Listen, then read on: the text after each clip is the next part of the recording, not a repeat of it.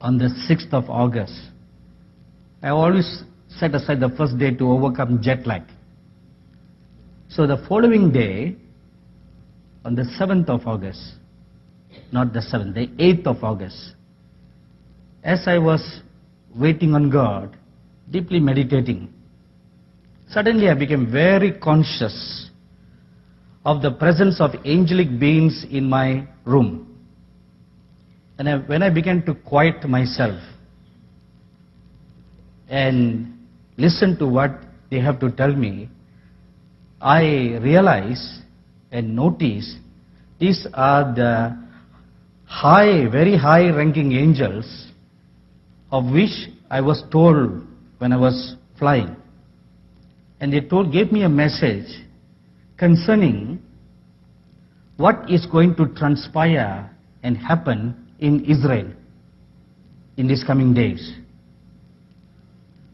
This is the second time this message was given to me. The first time it was given was last year when we had our Open Heavens Prophetic Conference. And again, when this was repeated, or rather exemplified from what was shared with me last year, I shivered very much before the presence of the Lord to hear what I was told. Now you may have heard about the impending war that is going to take place in Israel. In fact, if I remember very clearly, when we conducted the first prophetic conference in Israel in the year 2008, when our respected prophet Neville Johnson came as a guest speaker, from that year there was a looming threat of war. From that year, the war can take place any time. And I clearly remember our brother Neville saying that because at that time it was feared that that was the war, the mother of all wars. And he came and brought a very beautiful word from the Lord saying, this is not that, the Armageddon, number one. Number two, Satan was trying to preempt or bring forward the Armageddon before God's appointed time. You know, God has a time for everything. Before the Armageddon war can take place, there needs to come in a huge harvest into the kingdom of God. So if the war was brought forward, then the harvest cannot come in. See the plan of the devil. So all the saints began to pray after he gave the word. The news went around the whole world. Everybody prayed from around the world. And the war was thwarted. 2008, 2009, 2010, 2011, every year the threat of war was looming nearer and nearer. In fact, last year it was so close to a threat of war that many people wrote and asked me, are you really sure that the Lord told you to conduct your conference in Israel at this time? Did you get any third confirmation, fourth confirmation from the Lord?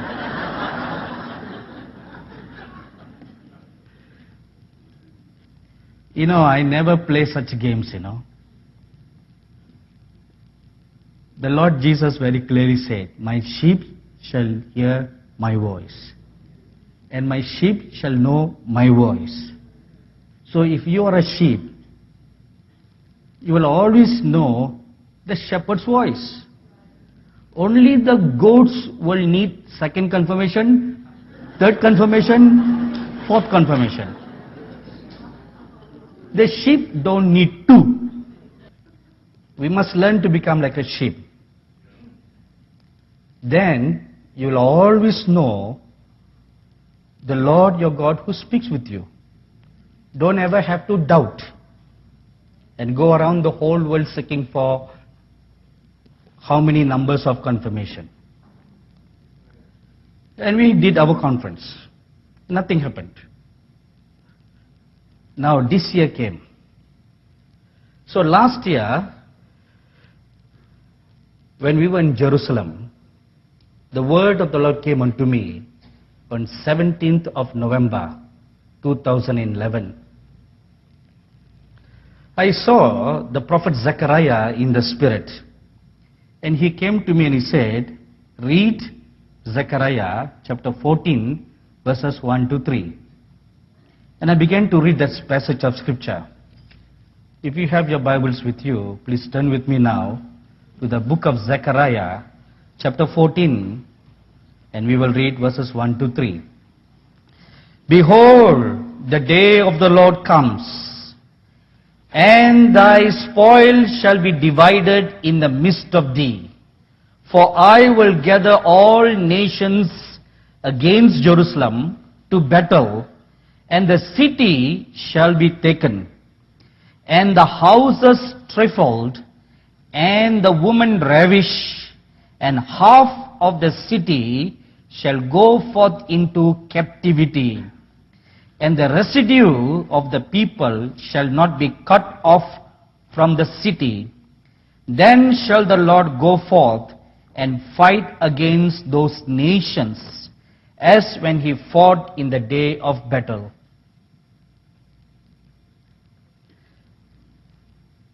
We are living at a season and a time when this scripture is going to be fulfilled very soon in Israel.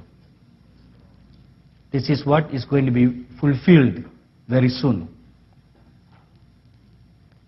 This word came on the 17th of November 2011. Then on the 5th of December of 2011, I saw several mighty angels when we were in Jerusalem, and one of them said to me, the city is going to be divided soon. You know, all lovers of Israel, those who are so passionate about Israel, because she is the other eye of God. The bride of Christ is one eye, and Israel is the other eye. You cannot choose one without the other. Both are necessary. The church has never replaced Israel. The church has her place, and Israel has her place. The fig and the wine, they need to be together. Amen? You believe that? We have our destiny, and they have their destiny. Both are necessary and very important. Even if you look at the city of New Jerusalem that comes down from heaven, it is written in Revelation chapter 21 that the foundation, there are 12 foundations, and all the 12 foundations are the foundations of the apostles, the New Testament apostles. And the gates of the city are named after the 12 patriarchs. See, there you have the Jews and the Gentile, all in one. One in Christ Jesus. There's no more two. There's only one. So, we did not replace them. They did not replace us. We are one. If you ask a mother who has two kids, which do you love the most? No mother will say, I love A. Maybe a father may say that. No mother will say that, no? Am I correct, mothers? Is there any exception mother here? All mothers will say, no, both are my children. So in the same manner, God loves us as much as He loves them. And He loves them as much as He loves us. Now, if you look at the history of Jerusalem, it is a city that has been trodden down many times. In fact, the Lord Jesus Christ prophesied, if you read Luke chapter 19, verses 41 to 44, as He came into the city of Jerusalem, He looked at the city and He cried terribly. He cried so much, and then He said, if only you had known the hour of your visitation. If only you had known. If only you had known. Why did He say like that? Suppose if the Jews had not rejected Him and embraced Him as a Messiah, do you think history would have been a little different? It would. If not, the Lord would not have said, if only you had known. There is a clue there why He said that, If only you had known. But because they did not know, as it is true for them, it is also true for us. We too do not know the hour and the times in which we are living. We are still going about as if life goes on forever with all our mundaneness. Buying and selling, giving in marriage, taking in marriage, fighting with one another, just like what we have been doing for ages. It has to stop. It has to stop. We must become very kingdom-minded. Kingdom-minded and get ready to spend your life in heaven. So we have this golden opportunity, this one life. That is why you need to learn to crucify the flesh. Crucify the flesh. When you crucify the flesh, then the glory of the beauty of Christ will begin to mature in your life. Then the fruit of the Spirit will begin to mature one by one in your life. This is not the time, to seek your personal ambition, your personal gains. This is the time to lay down all and obey God with the uttermost obedience. What the kingdom of God requires is implicit obedience. Not half-hearted obedience, implicit obedience. Implicit obedience does not ask questions. It just obeys, whether it likes or it doesn't like. In this last phase that we are in, the church will rise up militant strong.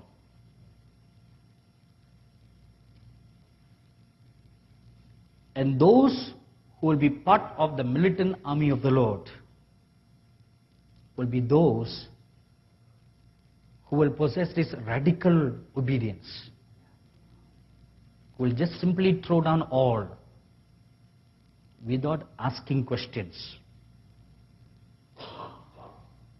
without wanting their flesh to be pampered. So the Lord Jesus Christ cried over the city of Jerusalem, if only you had known the hour of your destiny. Even if you read Matthew chapter 24, verse 1 and 2, and Luke chapter 21, verse 24, He cries over the city, looking ahead what is going to transpire in that city. From the year 1000 BC up to 1967, Jerusalem had faced 42 wars, 32 half wars of destruction. 5 times during the course of that period, the Jerusalem city had been completely burned to ashes. This is her history, even right up to 1967. Psalms chapter 48, verses 2 and 8 tells us that Jerusalem is God's own city. It is that one place that God has chosen to put His name. This is one city that He has chosen to make a home for Himself on this earth. Not only in the past, but also in the future. When the New Jerusalem comes, the city of New Jerusalem will come and rest exactly where the present old Jerusalem will be. So, Jerusalem will always be not only the eternal capital of Israel, but forever the eternal capital of God. God on this earth. Amen. You know, if you read Isaiah chapter 19, verse 19, there you will find it is written that God has put a sign at the very center of this earth, a sign and a pillar. And if you see what it is none other than the pyramid. The pyramid, if you look at the map, is exactly in the center of the earth. The pyramid, contrary to what history tells us today, was not built by the pharaohs, although other smaller ones were, but the main one,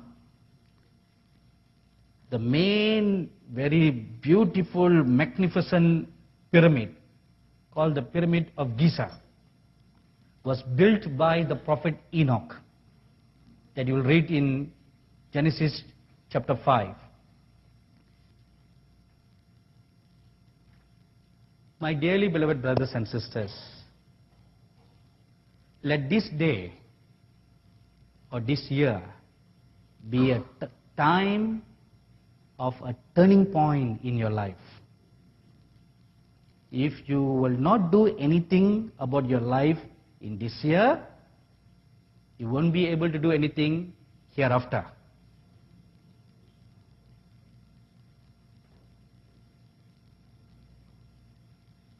Because hereafter, we need to wage war with the Antichrist.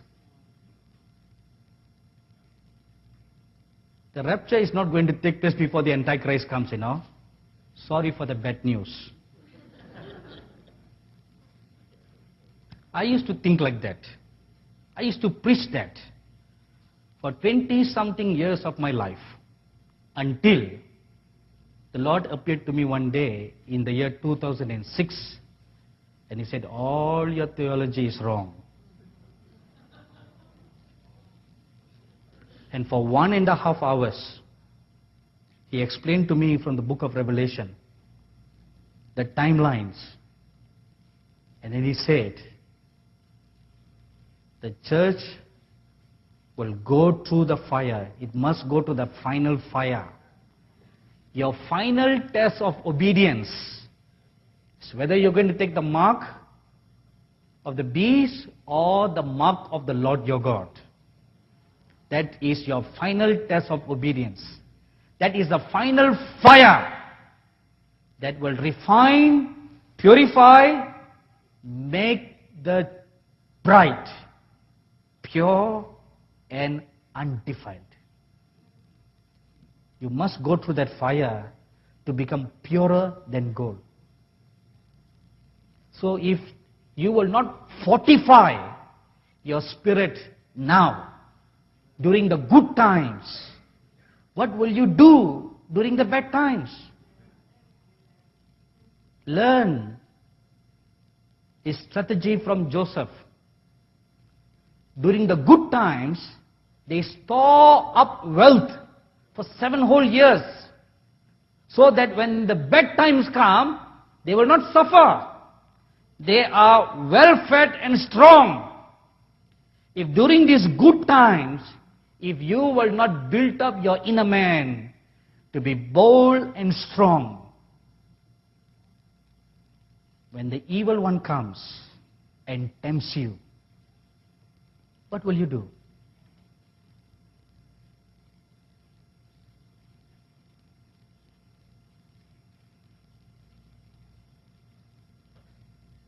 I once posed this question to my staffs during a weekly fasting prayer. So everybody said, oh yes, we will stand up for the Lord. There was one of my staff, a receptionist, who just gave birth to a new beautiful baby girl. So I looked at her and I said, my dear daughter, what will you do? She said, no uncle. Yes, I will remain strong for the Lord. No matter what happens, I will not take the mark. I said, well done.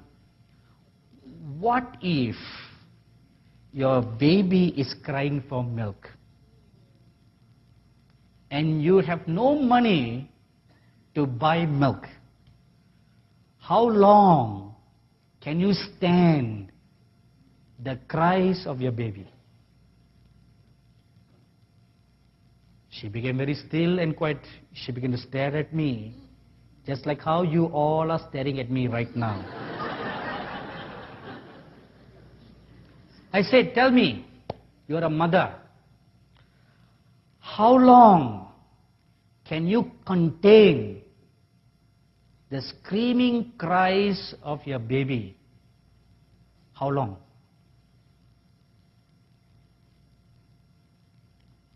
Baby or little children, how long?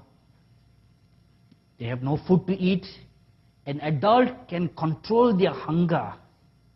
What about little ones? How long can they control?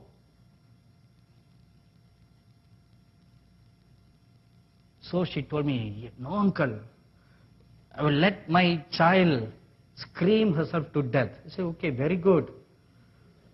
What if there comes these soldiers and they grab and then demonstrated it, Of course, there was no baby to demonstrate.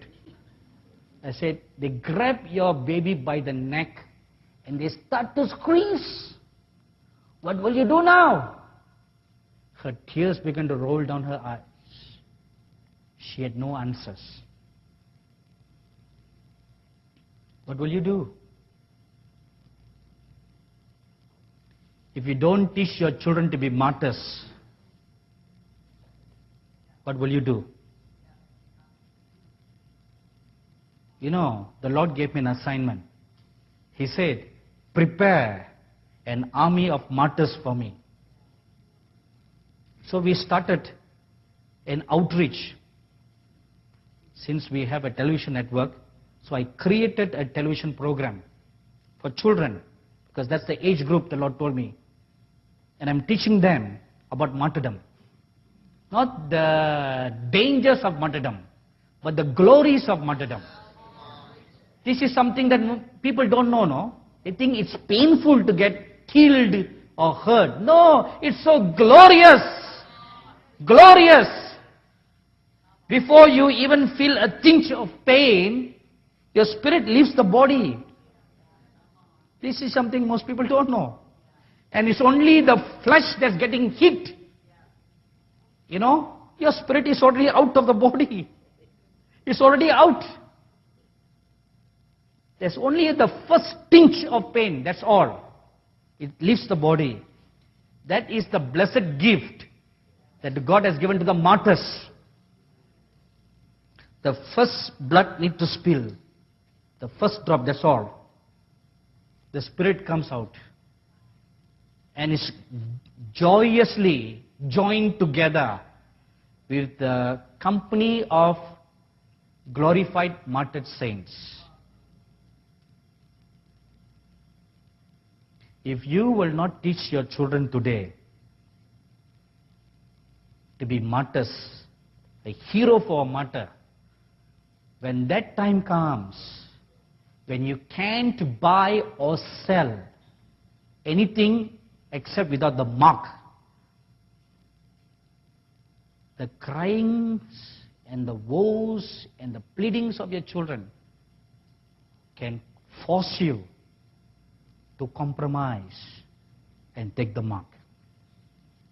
But let me warn you, don't you ever dupe yourself into thinking God understands. No, He does not.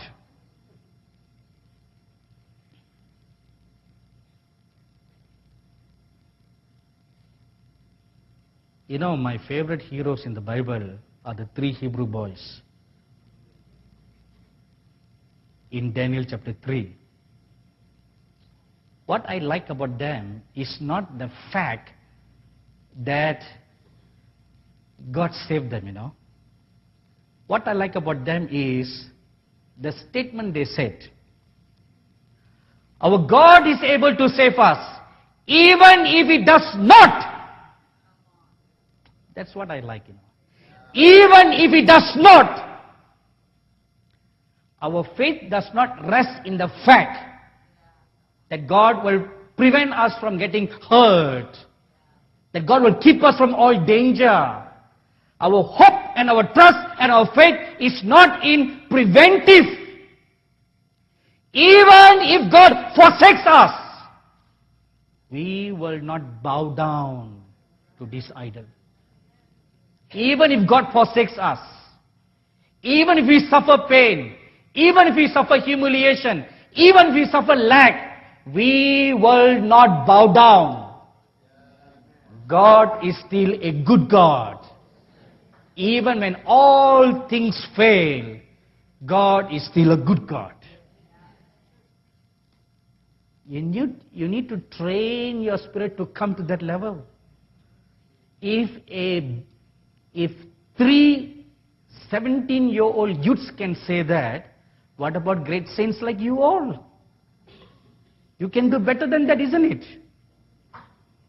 You can certainly do better than that.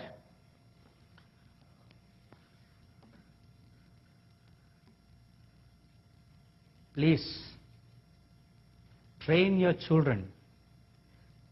Teach your children to be martyrs for the glory of God. If you read Revelation chapter 6, when the 5th seal is opened, the Apostle John sees many souls, martyred souls in heaven. And they all were crying out to God, Lord, how long? How long will you be patient? They were crying. And the Lord comforted them and He said, be patient until the number of your brethren are also completed. So it seems that God has a certain number, a certain required number, that this requirement must be met. Why is it like that? I don't know. That is God's government. But one thing I know for sure. When a drop of blood comes forth from the body of a martyr, each drop will redeem one soul for the kingdom of God. So you have 5 liters of blood in your body. Can you imagine how many drops of blood there are in 5 liters? And how many thousands of souls that will bring into the kingdom of God? So how glorious it is to die as a martyr. The number of the martyrs needs to be fulfilled. And God then chose Jerusalem to be His resting place. Because He has chosen Jerusalem now to be His resting place, from that time till today, till the Lord Jesus Christ comes again, Satan is contending for the very place that God has chosen to put His name there. If you read Isaiah chapter 14, verses 13 to 14, he says, I will make my throne like the Most High. I will set up my throne on the northern side of the hill. He wanted to capture the very place where God resides. That is why, of all the cities in the world, Jerusalem is one place where everybody is fighting for. The Muslims, the Jews, the Christians, everybody in the world, they're all after Jerusalem. And no one single group can claim that the city belongs to them. Only God has that title deed, no one else. A war is coming over the city. Zechariah chapter 14 verses 1 to 2 tells us very clearly. You know, ever since 1967, Jerusalem has been guarded from being taken.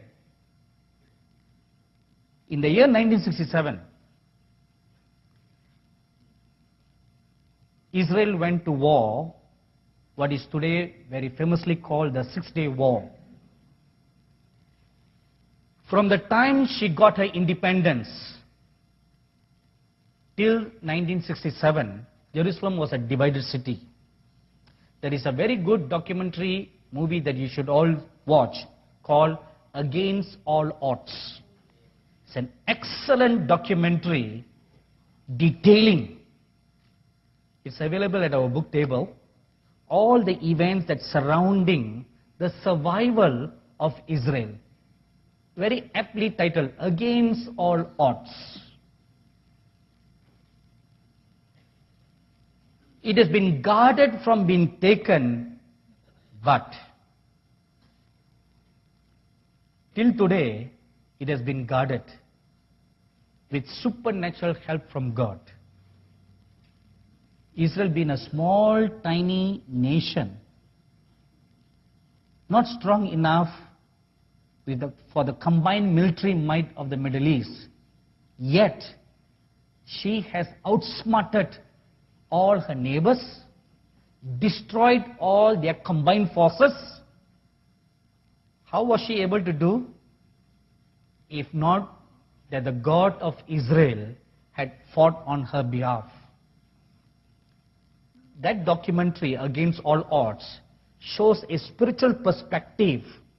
What happened behind the scenes when the Israeli army went to fight war?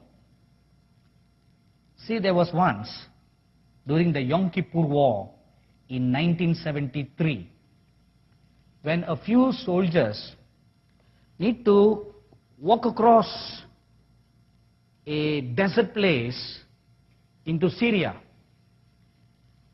And they were forewarned that the Syrian army had planted 100,000 landmines around the region, from the Israeli border to the Syrian border.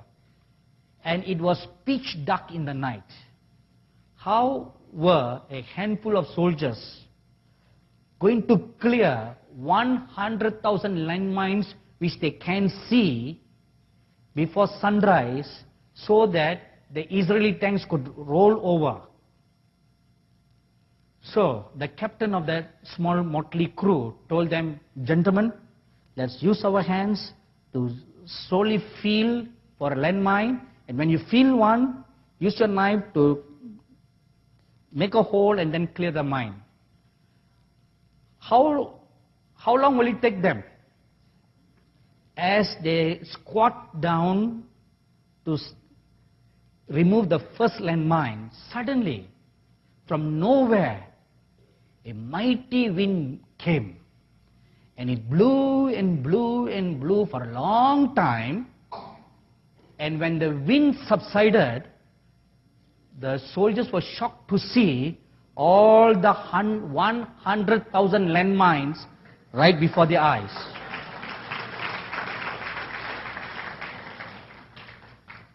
God did that for them, you know. The same wind that came and blew it on the Red Sea. That same wind that brooded over the waters when the earth was void and dark.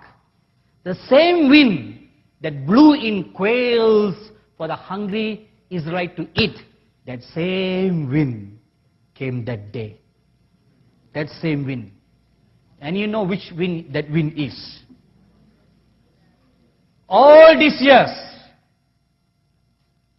the God of Israel has been fighting on Israel's behalf. But now things are going to be a little different. Consider the Lord Jesus. Till his ministry was over, no one could touch him.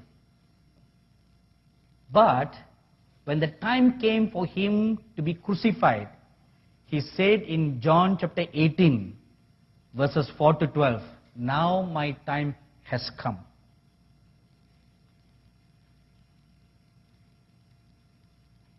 And Michael and all the warrior angels, you know, if you read Daniel chapter 12, verse 1, Michael is the chief angel, specially assigned to protect Israel. Although he is the chief archangel in heaven, in charge of war, he has a very specific assignment to watch over Israel. Every time there is a battle, from the Old Testament till the present times, it is Michael and his angels that have joined forces together with the Israeli defense forces to protect Israel from her enemies. Till now. But now things are going to change.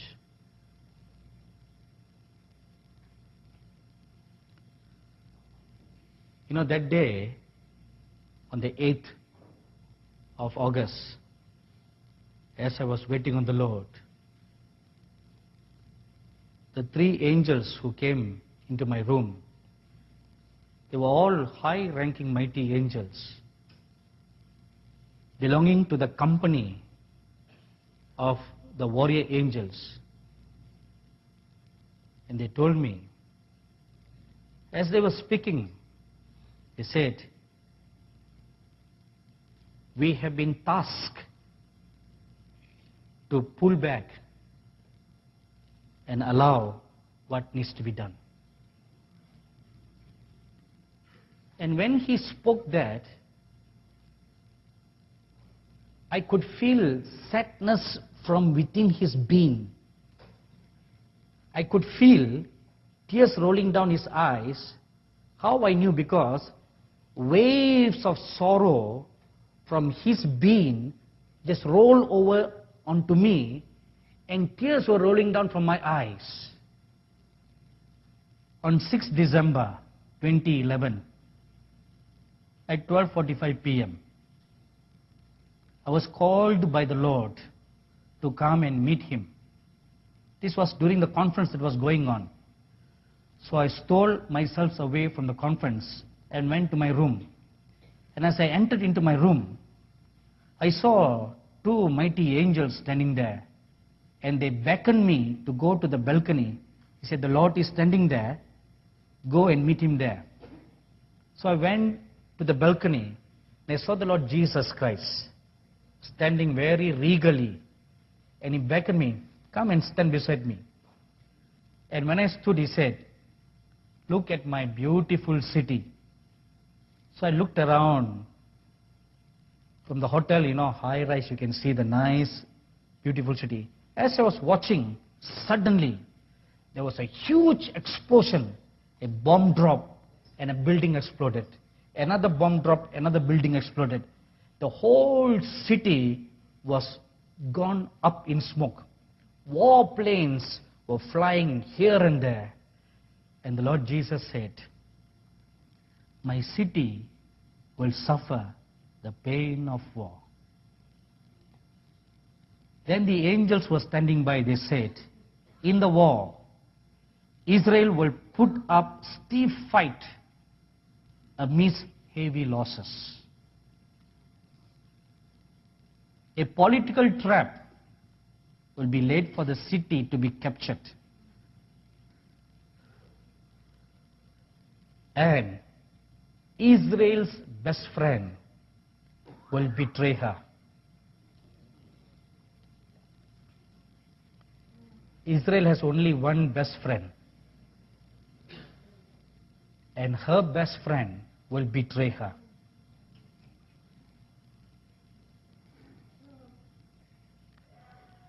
Then the son of perdition, her best friend, will come to offer peace, land for peace deal. This happened once in history. After the Six-Day War, the UN Security Council passed a resolution 242 made on November 22, 1967, a land for peace agreement. When this will be done very soon, Daniel chapter 9 verse 27 will be fulfilled. It will be fulfilled in the war. Then the angels who were standing by said to me, even now the son of perdition is making plans with the beasts for this to happen. UN will gather the nations to force Israel to divide Jerusalem. This has been prophesied in Amos chapter 7 verse 17. You know, when this word was spoken to me, in a vision I saw the Israeli Prime Minister desperately hoping and trusting their best friend will stand by their side to help them. He'll be so helpless. He'll be like in a cornered position, not knowing what to do. He can't stand up and declare that Jerusalem cannot be divided anymore. He's so helpless. In the midst of the helplessness, the best friend comes with a political trap. And the Israeli Prime Minister will trust their best friend and accede to the demand, not knowing that it was a trap.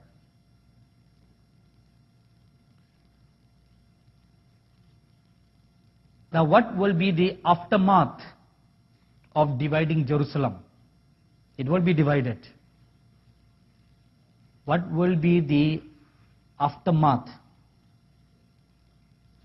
Great earthquakes will take place in many, many places around the world, especially in the nations that will be involved in creating, conniving this plan to divide Jerusalem. It will be followed by great tidal waves of tsunami coming to cause great devastation. You know, when these words were spoken, prior to the prophetic conference that we conducted in Egypt near Mount Sinai last December, I was fasting for 3 days up on the mountain prior to the conference. And one morning, I was sitting by a rock, sipping a cup of tea and meditating the Word of God. And suddenly, I saw an open vision right before my eyes. I saw a mighty angel with a long drawn sword in his hand. And he stood before me, speaking all these words. And then he said, this is what will happen to the best friend that will betray Israel and divide Jerusalem. When he spoke those words, I saw this map of US, like in a three-dimensional, It appeared right before my eyes, beside the angel, and he took the sword and pierced right into the heart of US and cut into two. He said, likewise will this nation be divided, as Jerusalem will be divided. Cut the land into two, exactly in the center.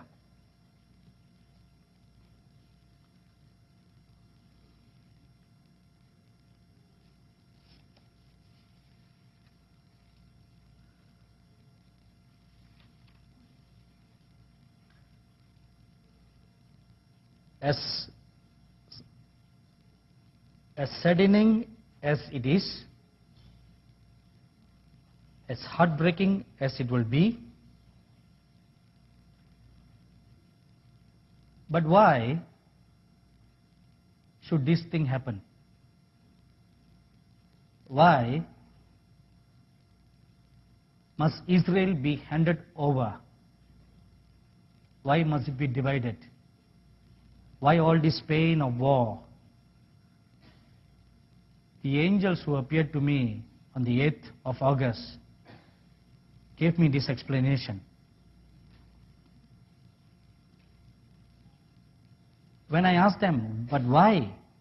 Why? Isn't there another way? And they posed me a question.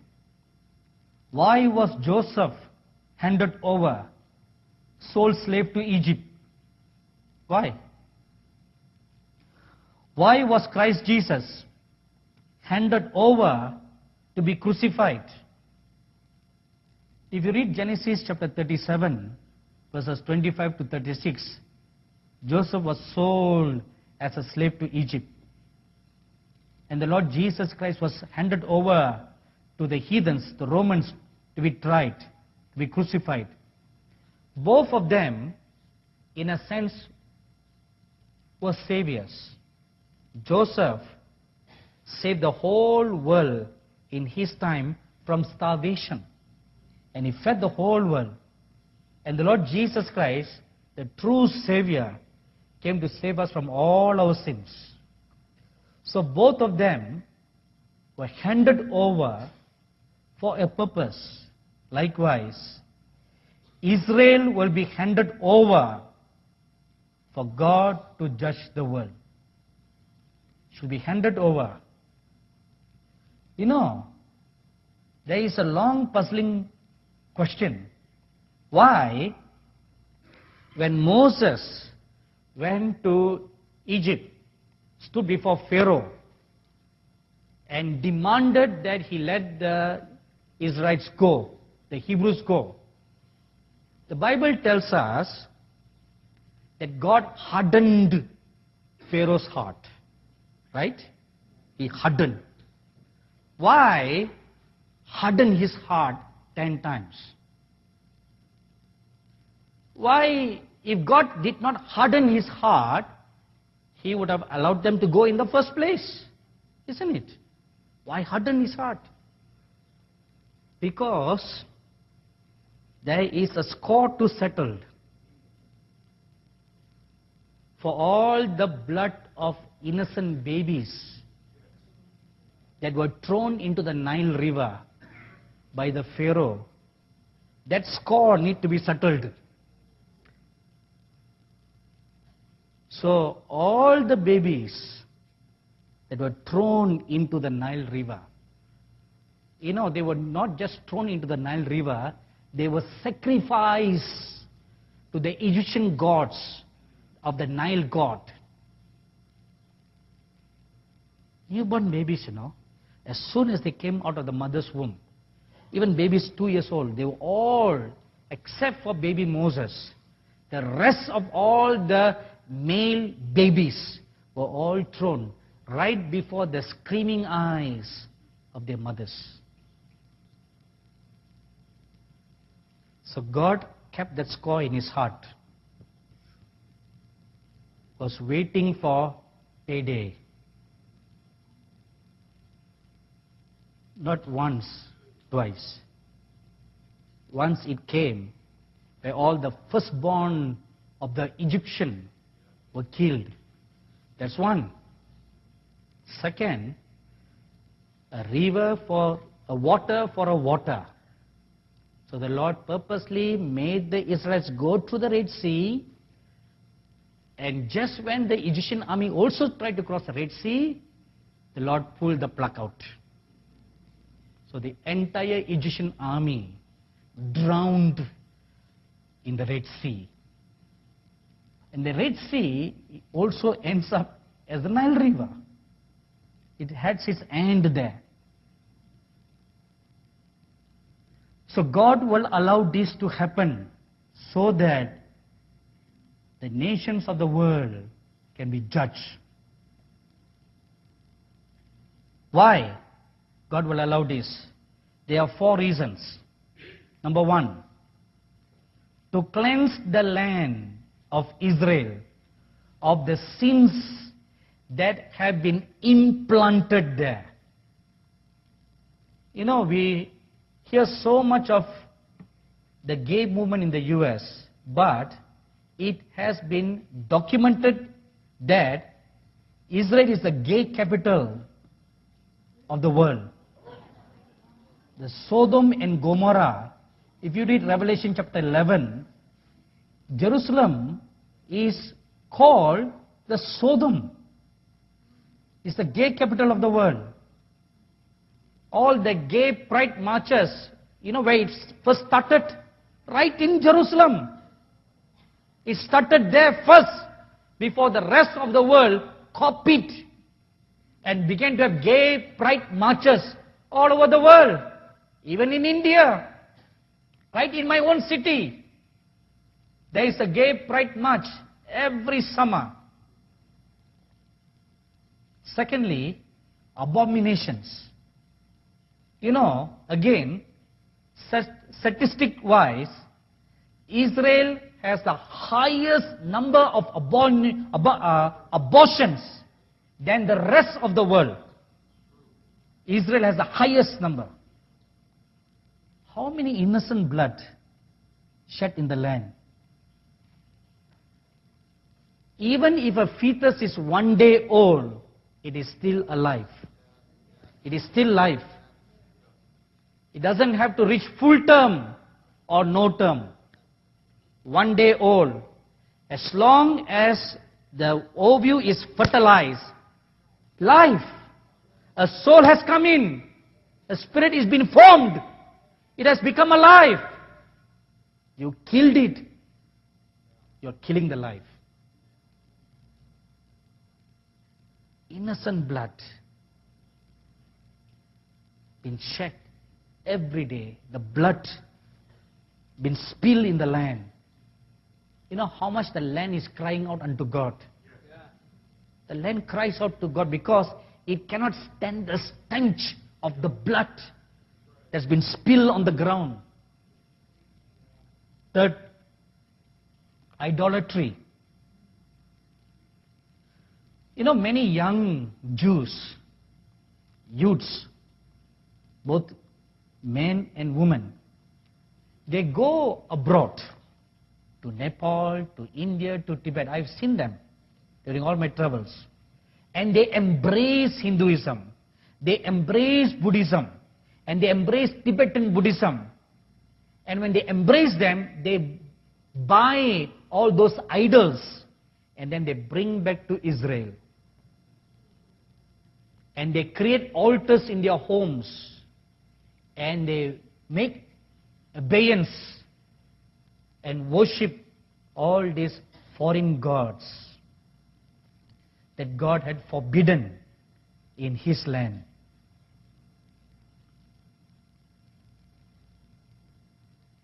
Reason number 2, why God allows this. The Israeli pride of their military might. Though she is a small nation, she has won 4 major wars since 1948. The War of Independence, the Six-Day War, the Yom Kippur War, and the Lebanon War. There are other wars, but these are the 4 major wars. Military-wise, she was outsmarted by the entire combined Arab military strength. But like I shared with you earlier about how the mines were cleared, there are many documented evidences of supernatural intervention by angels, by chariots of fire, that God came to help Israel win over her enemies. But instead of recognizing and knowing that, she began to pride herself that she has a great superior might.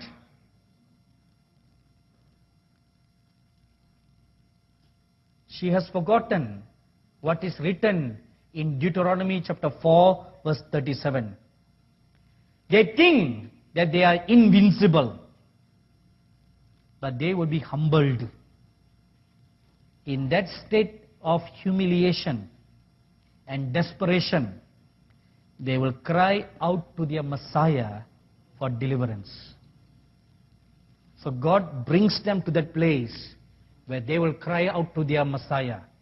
This happened once in history, in Exodus chapter 3 verse 7. When God spoke to Moses, he said, I have heard the cries of my people. They have been crying out to me, now I send you. In their lost state, they lost their pride, they've lost their land, they've lost everything. They've lost their homes. During this period of war, there will be another scattering of the Jews worldwide. Another scattering will take place. And they will be homeless and hopeless again. Number 3, the abomination of desolation that has been prophesied that will take place is not only limited to the desecration of the temple, but it will also desecrate in 3 ways. 1, innocent women will be raped in a very abominable and shameful manner. You will read of this written in Joel chapter 3 verse 3 and Zechariah chapter 14 verse 2.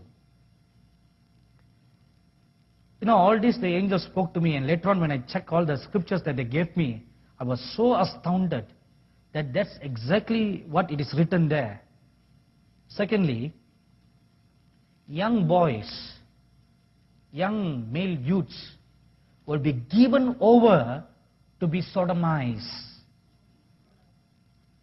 brutally sodomized, for great pleasure by the enemies of the cross.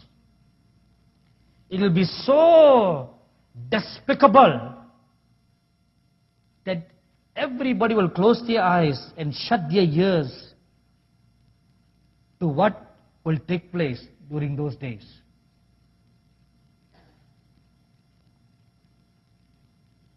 Thirdly, during that time, many more idolatrous places of worship inspired by Jezebel the spirit will be erected all over Israel. If you read 1 Kings chapter 16 verse 31 to 32,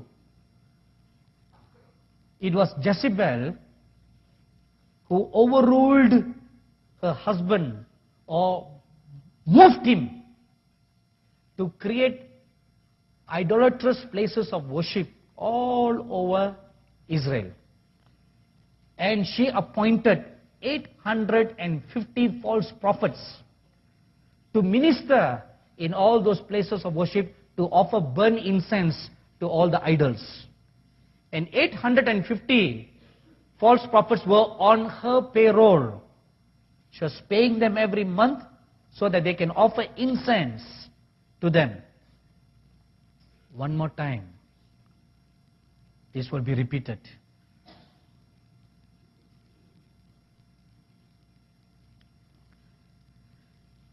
And number 4, the nations responsible for dividing Jerusalem, God will judge them. Joel chapter 3, verse 2 and 3 tells us like that. You know, right now, at this present time, 130 nations belonging to the United Nations are in favor, have voted to divide Jerusalem into two and create a Palestinian state with East Jerusalem as their capital. That is more than half of the entire UN Charter members. And they have a quorum. The bill can be passed. You know, in all these years, please listen carefully. All these years, whenever a UN Security Council resolution was passed against Israel, US has always vetoed it. Always. But now, her best friend will betray her. So who's going to protect her?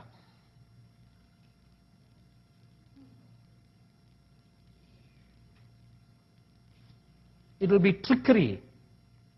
These are the words the Lord used. She will be tricked into. It will be a political trap that we laid out.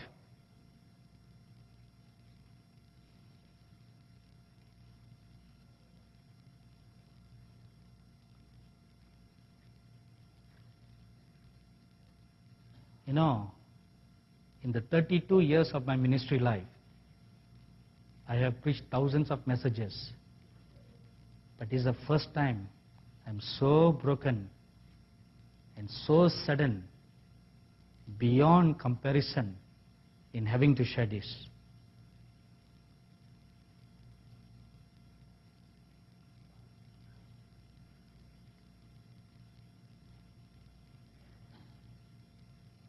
When your own friend betrays you, who is there to protect you?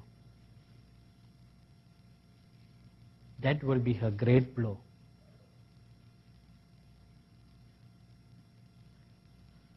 So the war will come. What is our responsibility? Why was this given to us?